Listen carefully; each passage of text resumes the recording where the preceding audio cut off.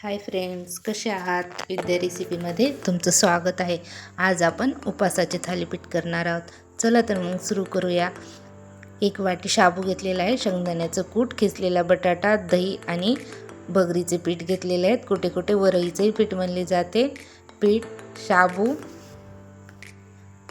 शेंगदाण्याचं कूट आणि खिसलेला बटाटा, चवीपुरते मीठ आणि लाल तिखट टाकू. तुम्ही तुमच्या आवडीनुसार हिरवी मिरची पण टाकू शकता. त्याच्यानंतर 2 ते 3 चमचे मोठे चमचे दही घेतलेलं आहे मी. ते मिक्स करून आपल्याला घट्ट असं मळून घ्यायचं आहे आणि 15 ते 20 मिनिटासाठी झाकून ठेवायचं आहे. त्याच्यानंतर 15-20 मिनिटं झाल्यानंतर आपल्याला हाताला आपल्या तेल लावून घ्यायचं आहे आणि एक छोटासा गोळा तयार करून घ्यायचा आहे.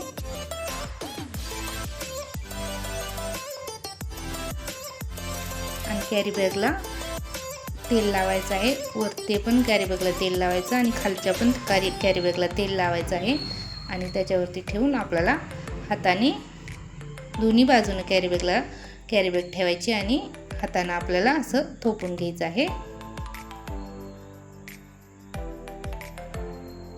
त्याच्यानंतर आपल्याला इकडं तव्यावरती तेल टाकून आपल्याला आपले थालीपीठ हातावरती घेऊन टाकायचे आहेत. कॅरी बॅगचे टाकले ना तर ते कॅरी बॅग आपल्या तव्याला चिटकू शकतात. एक ताटली ठेवायची आणि एक वाफ येऊ द्यायची. तेल टाकून पलटी करून घ्यायचं. एकदम खरपूस असे भाजून घ्यायचे. उपवासाला शाबू खाऊन कंटाळा आला असेल ना तर असे थालीपीठ नक्की करून बघा, तुम्हाला खूप आवडतील. आणि व्हिडिओ आवडला तर लाईक आणि सबस्क्राईब नक्की करा. बाय.